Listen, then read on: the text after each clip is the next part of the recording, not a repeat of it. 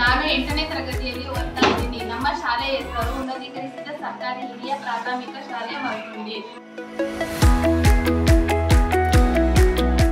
ನಮಸ್ಕಾರ.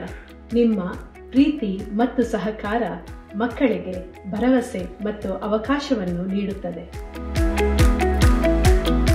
ನಮ್ಮ ಶಾಲೆಗೊಂದು ಕಂಪ್ಯೂಟರ್ ತೆಗೆಸಿಕೊಟ್ಟರೆ ಬಹಳ ಉಪಯೋಗವಾಗುತ್ತದೆ. ಮೈಸೂರು ಹೊರವಲಯದ ಮಲ್ಕುಂಡಿ ಗ್ರಾಮದ ಕನ್ನಡ ಹಿರಿಯ ಪ್ರಾಥಮಿಕ ಶಾಲೆಯಲ್ಲಿ ಮೂಲಭೂತ ಸೌಕರ್ಯಗಳ ಕೊರತೆ ಇರುವುದರಿಂದ ಈ ಶಾಲೆಯನ್ನು ಪುನಶ್ಚೇತನಗೊಳಿಸಬೇಕೆಂದು ನಾವು ಸಂಕಲ್ಪಿಸಿದ್ದೇವೆ.